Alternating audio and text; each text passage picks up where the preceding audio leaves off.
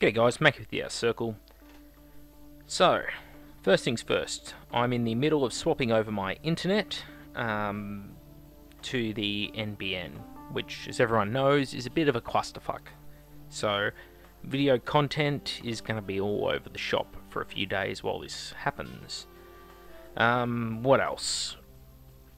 Oh, I think we're going to do a micro scrub down today because I don't have the time to record a full one with Cat, so I'm just going to wing it. Now, where do we start? Well, to be honest, there hasn't been a lot of Forge World and Games Workshop releases that are really related to 30k, which is the thing we really sort of like to focus on is 30k. Horus Heresy, that kind of thing. But now they've released the Idoneth Deepkin, among other things, so yep, I'm going to have a look at them today, run you through a few of my thoughts on the matter. Hopefully you enjoy it. I also want to talk about a few things going on with the Horus Heresy range itself over at Forge World, and we'll go from there. So, first things first, what do I think of the Idoneth Deepkin? Yeah, I'm fine with it. Not a terrible thing. I'd much rather they kept the old Warhammer Forces of Battle world and sort of themed a realm more around the sort of Dark Elf Corsairs. How they dwelt on like the backs of sea monsters and black arcs and that kind of fun side of that race. Well, it would have been great to see like an offshoot of them that really, you know, took it to heart and became sort of dwellers in the oceans, but alas, 'tis not to be.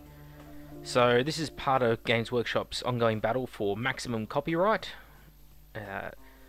And that is what it is. You know, don't make any mistakes. This is all about maximum copyright. That's why they can't just have Corsairs. These have to be something very new and unique. Every time they touch something now, it's got to be very unique, so it's really easy to copyright, and that's why they've got weird names.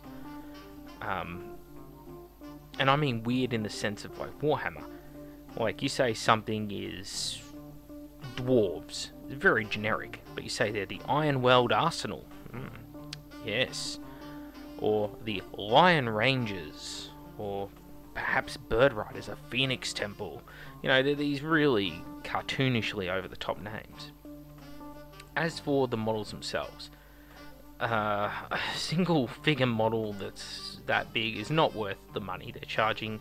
We all know that, so let's not cover off on price. We know the prices are fucked. It's Games Workshop. So let's open up this chap here, which is sort of 3 of these characters in one easy to view tab. So we got old matey here. The thing that immediately stands out to me about this race and their characters, they look like they're out of Warcraft 3. Like, these should be part of the Naga campaign from Warcraft 3. I don't know if people are familiar with that. I'm sure there are plenty of people who have played Warcraft 3 here, Frozen Throne, who are. But yeah, they kind of remind me of, like, the Naga in that. Yeah, I can definitely see that sort of thing creeping into this faction. Old matey here has got a bunch of killer piranhas. Maybe this is like the B-movie horror faction. You know, it's like Piranha 3D going on over in the back, and we could have some kind of like swordfish thing going on. Not sure what this guy is trying to do here. He's got like a lasso, like a snare on a like a bilge hook sort of going on here, and he's got this really weird sort of crest on his head. I don't know what that actually helps. It probably, in fact, if anything, it would probably really unbalance the guy. I think it's going for like an anglerfish sort of look. With like the lantern hanging down in front of him, like he's been hanging around with anglerfish. So this is obviously the Aquaman Merman faction. Jason Momoa is sadly not to be seen.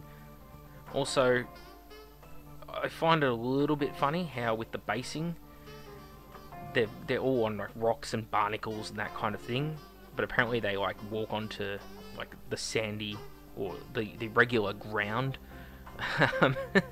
Such a little minor gripe. But why are they standing on normal ground with these sea-encrusted rocks hanging around them and flying fish? Like, if they're in the water or they're on a beach, like, at least paint their bases as sand, right? Like, doesn't that make sense? Or what happens when they go to the realm of fire? Do all the fish just turn into fish and chips? Sorry, I know it's so stupid, but I can't help but laugh at it. Um, yeah, this guy here looks like he belongs in like a Dungeons and Dragons game or something. Like he's the guy, he's an NPC for sure, giving you a quest. You know, like I need to retrieve my missing wind chime. I can't take this shit seriously. Yeah, they're okay, I guess. Is this like, what's this magical bowl he's got here? Are the fish coming out of this magical bowl? Is that where he keeps the fish? That's got to be where he keeps the fish food, right? Yeah, that's got to be it. That's where he keeps the fish food. And right now, he's sprinkling the fish food in front of him. And that's what the piranha that look like they're villains from a Sonic the Hedgehog game, that's what they're going after. He's sprinkling the food. You can pretty much just see the little crumbs falling from his hand. It makes perfect sense, really. What about the last one? So this person has closed eyes. And they're holding up a symbol. So I'm assuming they're trying to place like some sort of like Sesame Street style glyph onto like a chalkboard or something blindfolded, like pin the tail on the donkey type thing. Yeah, that makes the most sense. They've also got like a small mosasaur or Kronosaurus swimming around her, which is kind of neat. Bit of a fish fetish going on here. Where's that Troy McClure clip from The Simpsons? Yes, that would be going pretty good right about now. Yeah, I don't know, maybe it's a scented candle. Or maybe it's actually a little bottle of perfume and she's just spraying a little perfume on herself, you know. Like my missus does that in the shops. Just, tss, tss. Oh yeah, I like the smell of that, you know. You spray it in the air above you and then like walk through it with your eyes closed and mist it on. Do you like the smell of that? And of course she's taking not only statues from underwater but also full pieces of coral with her onto land. Where, as we know, grass grows around coral all the time in cow paddocks. The fields all around my house out here in Ballarat are full of coral. Yeah, they're not full of coral, I'm lying. Alright, what else have we got here? Oh, well, we haven't looked at the aspect of the sea. So this is Aquaman himself, of course. This is their new sort of head honcho for the faction, because every faction has to have one big guy with a cape, or like a big bug or something they're riding. So, like the Stormcast Eternals, they have that one dude who's got like the swirling magical shit around him. Then you got like an Nagash, and he's got swirling magical shit around him. Archaon has the big mount. Alariel has her big majestic dung beetle rolling his majestical dung across the heavens of fate. And yeah, here's this guy. He's got a big water cloak. Someone needs to Photoshop like a porn star squirting or something horrifying happening with this cloak, but yeah, why is his cloak like water but not water? Is it a cloak? Is it water? If it's meant to look like water, it's kind of a bit lame. This cloak would just get in the way. That's clearly impractical. He's not thought this through. He does have a little clamshell up here with a little pearl in it. That's kind of neat, you know, catch his mighty pearl. Apart from that though, he's just sort of got this scaly armor happening, and yeah, it's okay. He's okay. Looks like Poseidon or something out of like Hercules. You know, like you could definitely see like Kevin Sorbo getting in on this action. Maybe more of a Meet the Spartans Kevin Sorbo. And yeah, he's got the whole fish helmet thing, but because of the angle, it looks almost like Donald Duck's head. So like this guy killed Donald Duck and now he's wearing Donald Duck's face as a helmet. It's pretty fucking brutal, man. And of course he's got the little pearl in the clam. That's not very nice to clam kind. Oh, of course there's this other version of him. You can tell he's completely different because he's got a darker paint job. So this is the evil version. So this is more like your stormy seas. You see it's really dark and green. This is like your North Atlantic in winter right here. Oh yes, totally different. Eh, it's a fine model, I guess. Not my cup of tea, but the dead Daffy Ducks though, jeez. Or dead Donald Ducks. Ducks in general. He has a bunch of coral reef and that kind of thing on his base, but again, like, he's underwater, yet he has grass and that kind of thing. It's like, no one thought this through, did they? Nobody thought this through when they made it. Interesting, all this sea life and that he's got going on around him. So all these fish are flying around again on land. Like, this is land. This isn't coral. Like, you should have painted the bases like sand, Games Workshop. I know, it's such a minor gripe, but it just stands out to me. Also, the Etheric Vortex Gloomtide Shipwreck. A very fancy name for shipwreck, isn't it? Also, in the Age of Sigmar world, why would there be a wooden ship covered in Sigmar hammers sailing around? Do you need to sail around anymore? Like, the Stormcast Eternals don't strike me as the sailor types. So, it's a bit strange how they've also gone for like this Sigmar Thor merman on the front. You know, you think that some sort of like mermaid would have made more sense, but whatever, what would I know?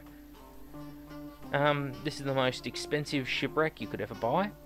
Why wouldn't you just buy some fish tank scenery off like eBay or something? Nice and cheap. On the bright side, at least this one appears to have been based like the actual ocean, so it will kind of make sense. Ooh, is this coral terrain? I don't think it is coral terrain, actually. I think those are like the leaves and branches or something off like those Eldar 40k woods. Let me open up another tab and see if I can find out. Terrain. There we are. Death World. That looks like it'll be it. There we go. Barbed Venom Gorse. Yeah, I think it's this shit. It's not, this stuff here on the ground is actually just like the leaves off these trees, I'm pretty sure. So I don't think there's any coral-themed terrain coming to Games Workshop. I think they just got a bunch of these trees. Obviously, because they didn't sell because they look horrible. So they got a bunch of this stuff and just, they've turned it into coral. It's probably the same trees, actually. They've just repainted them because they're like, oh, fuck. These things, what a waste. This is just not worth our time. So they've turned it into coral. And that makes perfect sense, really, when you think about it like that. What else is there to talk about here? Oh, the Akalian King and Latan, Warden of the Soul Wedges. So, like, these guys are all about collecting souls, unlike Slanesh, of course, and telling things, unlike Epidemius of the Blue Scribes. So, trust Games Workshop to have an original idea. So, the Cuttlefish of Kakaku here. There's something funny about an octopus wielding a knife. It's like when you see those clips online of like crabs and lobsters walking around with a knife in their claws. It's like the same thing. And he's got a mace as well. Jesus Christ, this octopus means serious business. But yeah, someone needs to get rid of the elf out of the middle and put like a one of those dark Eldar harem slaves from 40k on the ground here, and you could totally have yourself a Japanese hentai video going on for sure. Yeah, I know that's a horrible, horrible thought, but I mean, come on, other people were thinking it. Don't judge me that harshly. As for the style, he looks like an Atlantean out of the Conan movies. Like, looks like he has like a similar helmet to like the Conan the Barbarian Atlanteans. And then you got the Akalian King here on his lofty sea thing. I don't even know what the fuck you'd call this. It's not like a Hippogalamus or whatever it was. It's like half horse, half mermaid thing. Yeah, no, it's not that. Hippocampus? Something like that. One of those Greek fucking things. This is like a reverse Hydra. So instead of like all the heads and one tail, this is all the tails and one head. If this thing and a Hydra have a kid together, would that just be like a 6-headed freak? Or would you actually get a normal animal with one head, one tail? Oh, who knows? Who knows? Yeah, he's a cool dude. I think I like him more than the big guy. Whatever his fucking name is. Eidolon. Eidolon. Oh, okay, so we're stealing Horus Heresy character names now. Easier to copyright. Phoenician names. In fact, that's why they've used it, because Eidolon is a Phoenician name. And they were masters of the sea back in sort of antiquity. The Phoenicians, I believe, are the ones who founded Carthage. which of course got ruffle stomped by Rome in the Third Punic War, Second Punic War, First Punic War. But apart from that, yeah, the cape's a bit much. Get rid of the cape. Maybe a head swap. Looks almost like a gladiator, actually, with that kind of helmet on. And the bare arms. Looks like he should be running around a pit fighting thing, maybe with a net. Ah, see, net and trident. That's what he should have had. Net and a trident. Oh, whoa, what the fuck is this? You know what this guy looks like. Dennis Hopper's character in Waterworld. Yeah, that's this guy. It's Dennis Hopper from Waterworld right there. Jesus Christ, Games Workshop. You really jumped the fucking shark on this one, forgive the pun. Oh, there's a little Cthulhu monster. How cute. And of course, this guy is also running around on land, not the sea. Yes, that is land. And they take coral with them, because of course they do.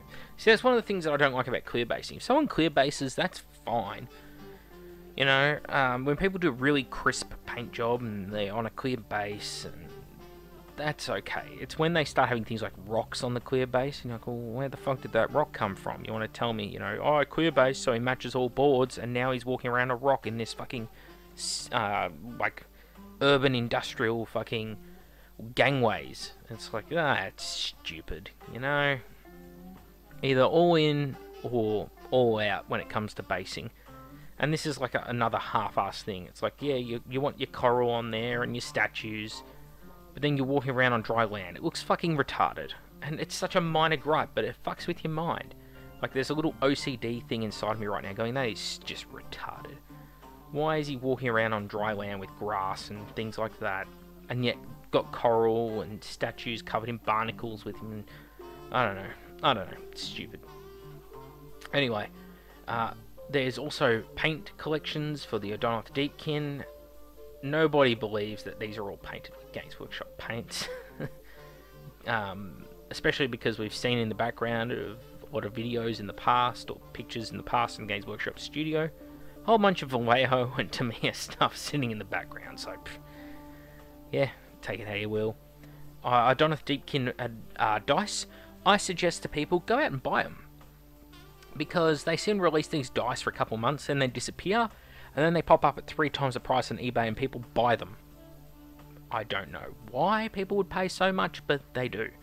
So whenever Games Workshop does stupid dice offers, just go out and buy the things. You're probably going to make money off them anyway when you sell them to idiots. That is my unbiased, completely unbiased, down the line look at the Adonath Deepkin. I don't give a shit. Fantasy, you are in a horrible place for me right now. I'm very happy with 30k, thank you. Rules-wise, you're a lot better than you were when Age of Sigmar came out, but you're too weird for me. You're too weird for me. So, Forge World. I've put up a bunch of iconography and transfer sheets. Why is it there's no etched brass here? That's a great question, Macca. Because Forge World's not selling any etched brass, it seems. Yeah, even icons, they're not selling many of those now. There's Space Wolves, Ultramarines, Iron Hands, and there should be one more. Yes, the Dark Angels. That's it. So, I've been doing the Getting Started series, and I try and cover off on different decal sheets and be working on different episodes I haven't finished editing. And then I look back and I go, oh, I need to find footage of this and add it to the what to buy. And then it's not there. And I'm like, oh, fuck. I swear there was something there for it. I had that same problem. In the middle of the Emperor's Children episode, for those who are curious, I spent like 40 minutes looking for Emperor's Children decals. I'm like, I swear they fucking exist. And then I looked at some of my mates' armies who had Emperor's Children. They definitely used Emperor's Children decals, and they used the same ones on different armies. I'm like, hey man, did you use Emperor's Children decals? I was like, yeah, but they don't make them anymore. It's like, right. So I wasted like a 40-minute chunk in the middle of recording like a 20-minute or 15-minute episode, something like that. So, yeah, part of what holds me up on the Getting Started series is, right now, I'm working on the Shattered Legions and the Mechanicum for the Getting Started videos, for those who are wondering.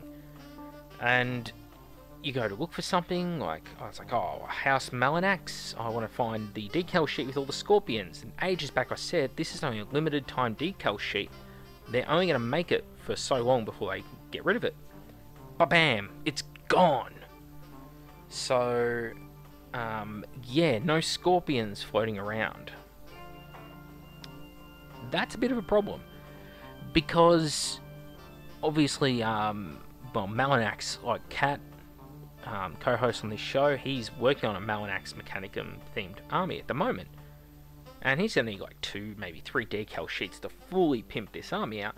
Well, right now he can buy a total of 0, and I sort of went on about this recently when I did the last chance to buy video, where I was like, you know, if you've got decal sheets, leave them in production until you replace them, because literally it's a matter of hitting print on a computer and you have more.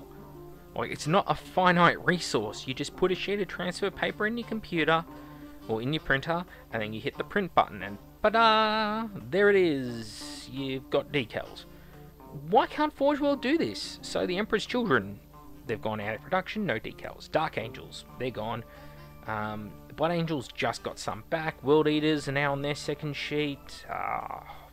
Sons of Horus and Death Guard are on their second sheets. Are they floating around here? Let's see. Yes, Sons of Horus, Death Guard, World Eaters, they're all floating around. Imperial Fists, yeah, they're here, but the Crimson Fists are not. The Crimson Fists are long gone. A lot of decal sheets have bitten the dust, unfortunately. Dark Angels is a pretty sad one, because again, Dark Angels is one of those ones that people like. There's a lot of fans of the First Legion. You can't really paint them right now, unless they want to use the terrible, terrible transfers from 40k. Why does it take so long? Like, this is what, 1, 2, 3, 4, 5, 6, 7, 8, 9, 10, 11, 12, 13, 14, 15, 16, 17, 18, 19, 20, 21, 22, 23, 24 decal sheets have been released. And if we include duplicates, and those that are out of production for the Heresy, that takes up to about 30. So it's 30 decal sheets produced since 2012, I'll say. It's 2012 when they released the Heresy. So in 6 years, that's maybe 5 decal sheets a year they release. And what, 1, 2, 3, 4, 5 of these are for Knights and Titans. 6, 7, 8. So 8 whole decal sheets are just for Knights and Titans. Which leaves us with what? 1, 2, 3, 4, 5, 6, 7, 8, 9, 10, 11, 12, 13, 14, 15 sheets for the Legions. So it's not even all the Legions represented right now. But that means you're spending on average nearly 3 months. 3 months to make one set of decals. Now, granted, I know that artists have a lot of jobs to do. If I was getting paid to do this, I could knock out one of these sheets in a fucking day. And in fact, I know a lot of people who do their own decal sheets, make their own decals, have their own stores where you can buy them from, and they pump these things out in a fucking day. Quite literally in a day. There are a group of people out there who preserve old decal sheets. They take high detail scans of them, touch them up in Photoshop, and then they print them out so they stay in production in some capacity. Now, is that something that comes under the terms of recasting and it's horrible and bad for the hobby, or is it the fact that you're saving something that Forge World clearly doesn't give a fuck about? I kind of go with the latter. I'm pretty okay with it, because Forge World doesn't want to supply you those decals, so you may as well supply yourselves. It's not like you can build a fucking Carcharodon's army anymore. Then you got things like shoulder pads. It takes years and years for Forge World to bring out shoulder pads. You go to Pop Goes the Monkey, he's got shoulder pads for everything. He's got shoulder pads for Legions that have like one picture in a fucking book. And he's like, oh yeah, you like that? Yeah, well, we got shoulder pads for it. You want to make the Thousand Suns Bring Magnus scheme with the big M on the shoulder? Yeah, he's got those. You know, weapons for Legions. Some Legions don't have all their weapons. Yeah, he's got those. So, you know, and Pop Goes the Monkey, he's just 3D printing this stuff. He's got to go through and do up all the artwork. He's not this massive company like Forge World is. So how can, like, a couple of guys keep all this stuff alive and do all this work, but Forge World can't manage to do it somehow. Like, how could you justify there's like 3 months worth of work in an Iron Warriors decal sheet or something? Or a Sons of Horus decal sheet? Like, let's look at up close at a Sons of Horus decal sheet. So, let's look at each unique design on here. We've got 1, 2, 3, 4. 4 unique designs there. 5, 6, 7, 8, 9, 10, 11, 12, 13, 14, 15, 16, 17. So there's a total of 18 designs. 18 unique designs on this sheet. And then they just blow them up or shrink them down all over. So, like, for example, this design and this design are the exact same thing. One's big, one's little. Same here, like this nice big Eye of Horus. Well, exactly the same thing, shrunk right down. Is one of these little fuckers. Really, really easy to do in Photoshop, GIMP 2, whatever your choice of program is. I use GIMP 2 personally because it's free. I'm tight ass like that. There is not months and months of work here. You've just got to draw one symbol one time, and then you just fucking cut, paste, cut, paste, cut, paste. That's all you've got to do. You know, there's no great, like, work went into this set of decals across here. Like, Jesus. You know, that's just one decal sheet. Let's have a look at another. What about the World Eaters? The World Eaters, they might have a lot of, you know, depth and variation to them, because they're pretty out there. 1, 2, 3, 4, 5, 6, 7, 8, 9, 10, 11, 12, 13, 14, 15, 16. About the same amount. Yeah. So Sons of Horus had 18. We've got at least 16. 17. I didn't add that wolf's head in there. Or warhound's head. So yeah, so 17. So there's, again, about the same number of different variations available on the World Eaters transfer sheet. So not that crazy. And I mean, these are not crazy designs. Like, if I just go back into that, sorry. Half these designs, like tactical squad marking, elite marking, veteran marking, legion number, destroyer marking, heavy support marking, elite marking. Those markings are common to every single legion. So you literally just have to change the color of it to suit the legion for all those symbols. And that's 1, 2, 3, 4, 5, 6, 7, at least 7 symbols straight away. Everyone shares. The legion number, it's like fucking Times New Roman or some shit. Right, I can type a number in Times New Roman in Legion numerals. So that's basically half the decal sheet right there. It's just shared by everyone. You don't have to create that artwork. You just got to click the paint icon and just paint the fucking decal a different color when you go to print it. It's really only these sort of really fancy markings that probably take the most time. And even then, you've only got to draw it once. And you're just taking their existing Legion icon, and then you just fill it full of fancy shit. Make it a 3D emblem instead of a 2D stylized version of that emblem. So, same thing if we go to like the Raven Guard. How many unique symbols do we have here? 1, 2, 3, 4... Wait, 1, 2, 3... Oh yeah, so pretty much 1, 2, 3... this whole row, and then that whole row from one side to the other is just duplicated. And then down the bottom, again, same thing, you get the fancy version of the Legion icon, and then you get the 2-dimensional stylized version. Same thing, fancy bird skull, not so fancy bird skull. So, yeah, and that's probably one of the more complex ones actually. Same thing with like the Thousand Suns, so... Space Wolves, what about Space Wolves? I know it sounds like really ridiculous, like I'm being really just tedious, pedantic, looking for something to complain about. But I think it's a serious issue. Like, how long and how many resources are being wasted on this shit? All these decal sheets should have been done in like 2 weeks. What's that? One wolf's head with a moon background. Some sort of runic symbol. So what's that? 1, 2, 3, 4, because it's a slightly different wolf's head. 5 for another slightly different wolf's head. 6 for another slightly different wolf's head. 7, 8, 9, 10, 11, 12, because it's a repeating rune pattern. 13, 14, 15, 16, 17, 18, 19, 20. So the Space Wolves one is probably the most complex decal sheet because they've done these sort of Celtic weaves over like the standard Legion icons. But they're the only Legion I've seen that done with. So this decal sheet here, the Space Wolves one, probably has the most time and effort put into it out of any of the Legion's decal sheets. That's kind of impressive considering. Yeah.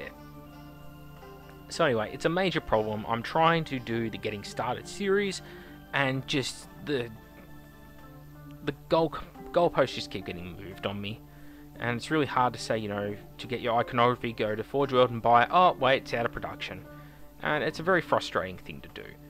There's no reason why it should go out of production, because again, it's just a matter of hitting the print button on their computer. But if someone knows the reason why they stopped producing decal sheets for a certain faction, please let me know. I'd be very curious to hear what bullshit reason they actually have, and that's what it is. It's a bullshit reason. When you can literally just hit the print button, you know, come on.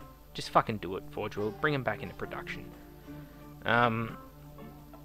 What else has been going on at Forge World? Well, it's a bit of a funny one. So, there's a space dwarf come out, a guy who looks like he fucking wants to be Raiden, but for water. Yeah, Necromunda hired guns, I've never been a huge fan of. Bounty hunters, that kind of thing. Some people really are. Cat will talk about them more in depth, because that's his sort of forte, so I'll leave it to him. The Mumak War Leader, this is a funny one, so I'll talk about this in a moment. And the Aurochs. So they're two things I am genuinely interested in. First of all, I have ordered one of these from Forge World. So I'll let you all know what I think when it arrives. It appears that it's sort of two halves, or two track sides, and then there's like a block of shit in the middle that you glue together. And I dare say the part in the middle, yeah, this ramp is, these are two separate parts. The hinges for the ramp are glued on, and the ramp has to go on, and then you glue those two hinges on. And then it looks like the inside of the tank is probably three parts. Probably a front, a top section, and then a belly that make up the actual hull. The two sides, of course. These appear to be molded on tracks, which is nice. So yeah, that'll be one half, or one part, that'll be another part, then there'll be 1, 2, 3 parts to make up the hull. Obviously imagining the tracks aren't there as I move my mouse pointer around. The heavy stubber on top. Now again, funny thing, you put the Solar Auxilia Cruise out of production the same day that you release this tank, and nobody wants to run this tank with a heavy stubber. Everyone's going to run it probably with a multi-laser. Again, bad idea, Forge World, retarded move, don't know why you did it. For those who are saying, oh, well, the Solar Auxilia range just doesn't sell, then why do they create a new tank for them and release it? So it's that kind of circular logic, you know? Think it through, guys, before you open your mouth. Yeah, it should have been a Chimera variant. I think everyone universally agrees a Chimera variant makes more sense than a reskinned Rhino, because this thing literally is a reskinned Rhino. A 35-point vehicle, front armor 11, side armor 11, rear armor 10, 2 models can fire out the top of it. It has side and rear access points. It is literally a fucking Rhino with a skin job. This thing should have been a Chimera. And when you put the multi-laser on it, it almost is, if it wasn't for the armor and the transport capacity. So why didn't they make it a Chimera? People would have loved to have seen a Chimera for the Heresy. Instead, you've got a Rhino with a different skin. It's just silly. But yeah, I've ordered one. We'll see if my prediction about parts and how it goes together is correct, but I'm feeling pretty confident with that. Alright, the Mumak War Eater. Now, I don't talk about Hobbit Lord of the Rings too much, because Hobbit Lord of the Rings players tend to have a really big chip on their shoulder. When you tell them, yeah, your game was pretty much left to die by Games Workshop, they're like, no, it fucking wasn't, because we still played it. And it's like, yeah, well, that's not the definition of support from the company, that's the definition of you fucking playing something that's not supported. Like, I still play Command & Conquer Tiberium Sun. You're going to tell me that EA supports Command & Conquer Tiberium Sun? Or Red Alert 2? Or what about Ultimate Doom? Is id Software constantly patching Ultimate Doom? No, of course they're fucking not. Just because you play it doesn't mean they didn't leave it to just its own fate, right? Anyway, hanging shit on Lord of the Rings players aside, this model is £75 if I buy it from Forge World. So that comes with the little dude on foot to drive it, the actual driver on top, and a bunch of resin upgrades, like you get ears and control rods or control ropes, whatever, different tusks and a different trunk. £75 is around 120, 130 Australian dollars, give or take. Now, if I go to the Australian web store, Evil Miniatures, Harrod and Umbar, the Mumak is 138. Yes, this is one of those funny ones when it comes to pricing where you just go, do I buy the Forge World one with all the extra shit and it's cheaper, or do I go and buy the Games Workshop one in Australia and get none of the extra shit and pay more? Games Workshop's pricing policies are just the best, aren't they? Fuck me. I've been talking with a friend, Ryan Kimmel, and we do want to make a video where we talk about the VAT and some common misconceptions, just for some consumer advice. About knowing your taxes and knowing where to get your best value for money when it comes to purchasing Warhammer. That will come soon. We just have to narrow down a time where we can actually record it, and that one is, again, it's not to whinge about their price, but more to inform you, the consumer, where you can go to get the cheapest Warhammer in your region legally. So that pretty much brings me to the end of the micro Scrubdown. Yes, Kat's not here. We will get together and record soon, but my internet just isn't up to it right now. The NBN swap over is an absolute pain in the ass. I know a lot of people have done it, and pretty much everyone is like, your internet's on the fritz for a couple of weeks. So I'm in that situation right now, basically. I'm preloading a lot of my pages to help out with things. Yeah, it's fucking weird. Basically, Australia's government went, we're going to try and make decent internet for a change, because basically our internet is on par with third world countries. And the way they decided to do it was to run fibre optic everywhere, which is great. And then they got to people's houses and they're like, well, you know, it's going to cost a lot of money to run fibre optic to the houses, so why don't we just use the old copper phone lines that are already in the ground to run from the street to the house? So basically all the data just bottlenecks at everyone's houses, and they haven't really improved shit. They've just improved the speed of the internet from your lawn to the hub down the end of your street. The government, people, whatever they can do to save money while rolling out generous pensions for themselves, they will do. And the Australian government is one of the best at it. But it just so happens the Australian public are just absolutely apathetic. We're kind of like a country of people who play Warhammer, because rather than say that the store is fucked and go burn it down, we're just like, yeah, well, you know, it could be worse. It's a great attitude. Like, could you imagine if they had that attitude in 1788 in France, before the French Revolution, you know, before the Estates General was called? They're like, well, you know, country's bankrupt and the nobility and the clergy run everything, and you know, it could be worse. I mean, it did get a lot fucking worse though. So, like, the Terror, Robespierre, yeah, it's not good stuff. But anyway, back with the Outer Circle. Thank you all for watching. Hope you enjoyed this micro solo Scrubdown, and I'll see you all next time.